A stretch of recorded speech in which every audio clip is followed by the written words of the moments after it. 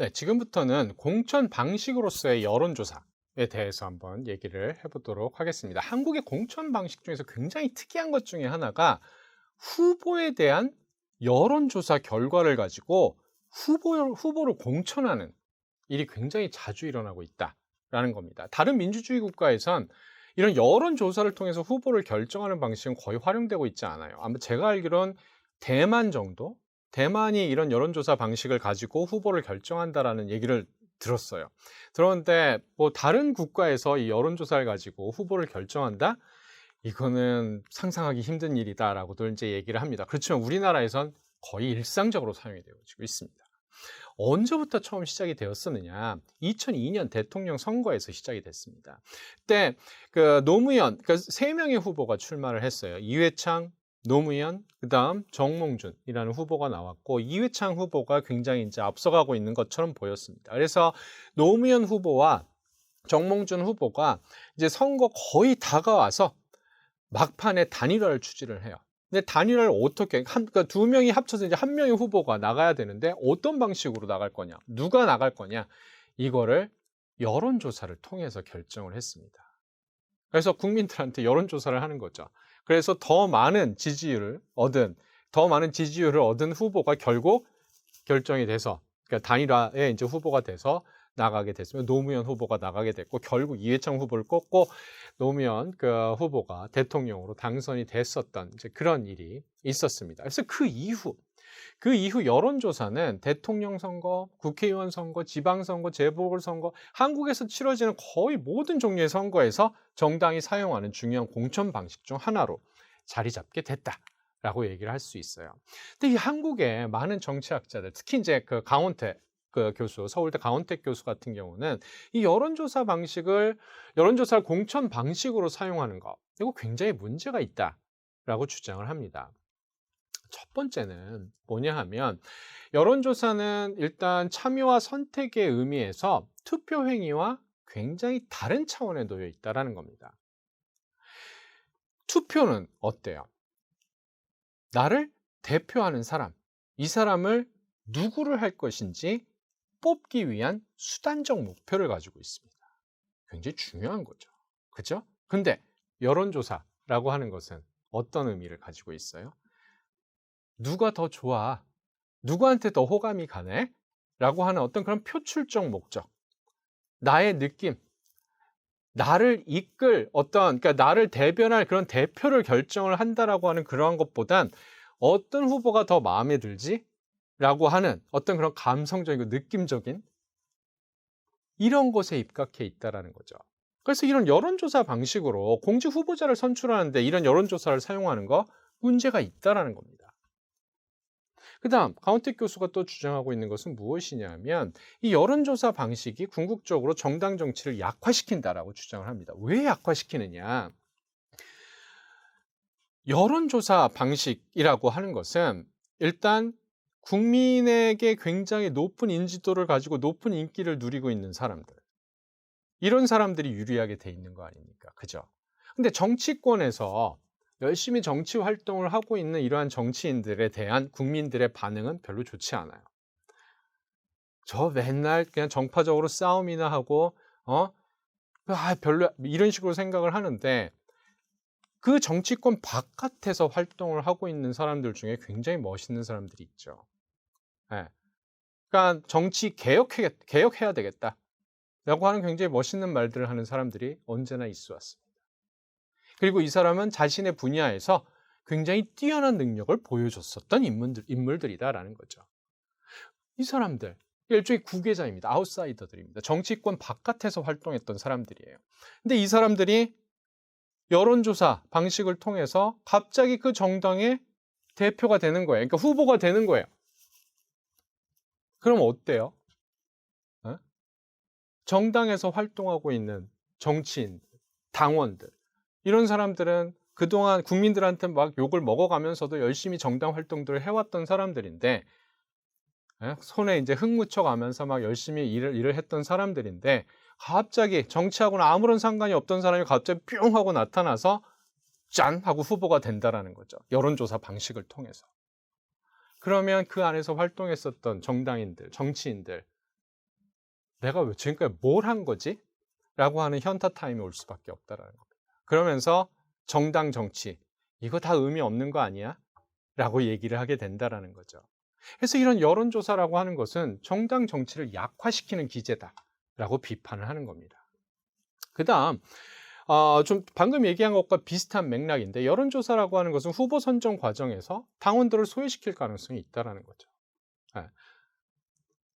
민심, 이게 중요한 겁니다. 여론조사. 전체 국민한테 물어보는 거 아닙니까? 그죠? 그래서 국민들의 마음, 국민들의 선호에 입각해서 후보가 결정이 되는 거 아닙니까? 근데 당원들의 입장에서는 뭐예요? 당심, 그러니까 당원들의 뜻을 반영하는 차원에서 당의 후보가 결정이 돼야 된다라고 생각을 하지 않겠습니까? 그죠? 근데 여론조사라고 하는 것은 그 당원들의 당심, 이거 완전히 무시하는 거죠.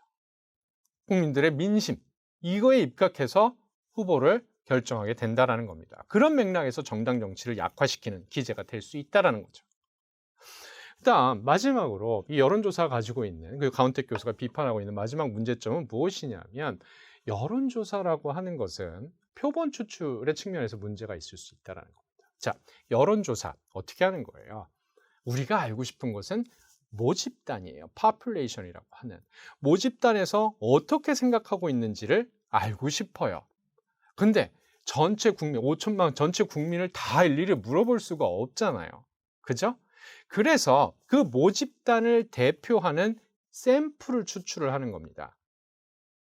1000명이면 1000명, 2000명이면 2000명, 그 샘플, 전체 모집단을 대표한다라고 하는 샘플을 뽑아서 그 샘플의 특성을 살펴보고 그 특성을 통해서 모집단의 생각을 유추를 하는 과정. 이게 바로 여론조사 기법이에요.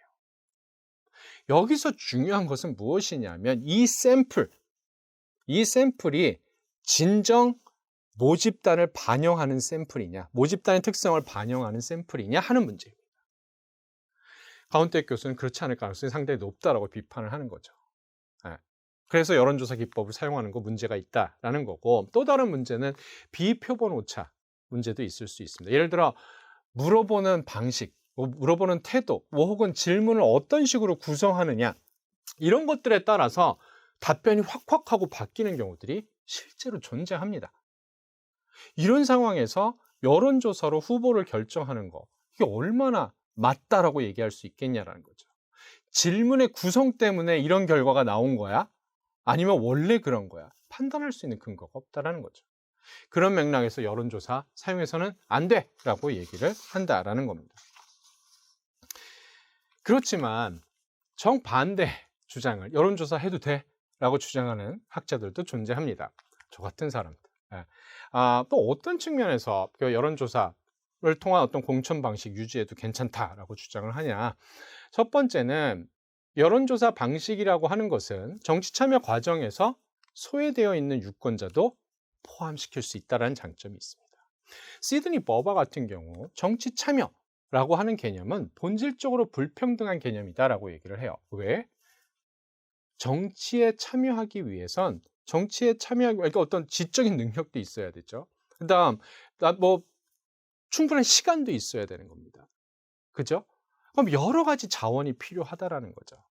그래서 그런 자원을 향유하고 있는 사람들만 정치에 참여하게 되는 거고, 그러한 자원이 없는 사람들은 정치에서 소외되어 있다라는 거죠.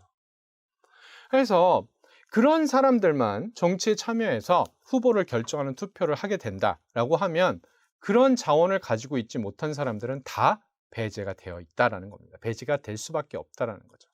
근데 여론조사라고 하는 것은 어때요? 그런 사람들까지 다 같이 끌어모아서 물어볼 수 있는 기회가 제공이 된다라는 겁니다.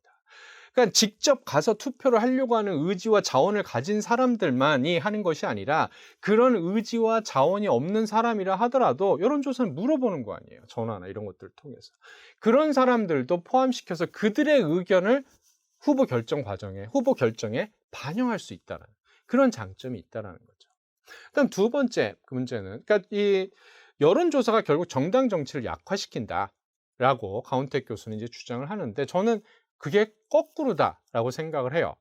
정당 정치가 약화되었기 때문에 여론조사 방식이 도입될 수밖에 없다라는 겁니다. 그러니까 인과관계가 거꾸로다라는 거죠. 그러니까 정당 정치, 국민이 정당에 대해서 너무나 안 좋은 생각들을 가지고 있어요. 예. 그러니까 불신 수준도 굉장히 높고 이제 이런 상황에선 어떻게 해야 돼요? 정당은 선거에선 이기긴 이겨야 되잖아요. 그죠? 근데 밖에 이렇게 보니까 정치권 바깥에 있는 누군데 이 사람 국민들 사이에 굉장히 인기가 높아요. 그러면 저 사람을 우리 후보로 데리고 오면 우리가 선거에서 승리할 수 있겠네? 라는 생각을 하죠. 근데 이 사람을 데리고 와서 후보로 앉히기 위해선 어떻게 해야 돼요? 당원 투표를 해? 당원들이 그 사람한테 투표할 리가 없잖아요. 그러면 여론조사 방식을 도입을 하는 거죠. 국민들 사이에서 인기가 높은 사람이니까. 그래서 여론조사 방식을 도입을 해서 이 사람을 자신의 정당의 후보로 내보낸다라는 그런 얘기입니다. 그러니까 여론조사 방식이 정당 정치를 약화시키는 것이 아니라 정당 정치가 이미 많이 약화되어 있는 상황이기 때문에 여론조사가 등장한다라는 그러한 논리다라는 거죠. 그다음 당원들, 아까 당심, 민심 이런 얘기를 했었는데 민심보다 당심보다 민심이 더 앞에 나서는 건 문제가 있다라고 강훈택 교수는 주장을 했었지만 저는 그렇지 않다라는 거죠. 대의민주주의에서 당심보다는 민심이 더 중요한 거 아닌가요? 일반 유권자들의 선호를 더 잘 반영할 수 있다라면, 그리고 더 잘 반영해서 이 사람이 후보가 될 수 있다라면 대의민주주의 차원에서는 그게 더 좋은 거 아닌가요? 네. 그다음 이제 마지막으로 여론조사, 이 표본 추출하는 문제나 비표본 오차나 이제 여러 가지 문제점들이 있는데 이것은 물론 문제가 될 수 있어요. 그렇지만 이것은 극복할 수 있는 문제다라고 얘기를 할 수 있습니다. 그러니까 좀 더 오랜 기간 이걸 준비를 해서 여론조사를 할 수 있다라면 얼마든지 극복할 수 있는, 과학적으로 극복할 수 있는 문제다라고 생각하기 때문에 여론조사 이 방식을 가지고 공천을 하는 거 이거 완전히 잘못된 거다라고 얘기해서는 안 된다라는 얘기.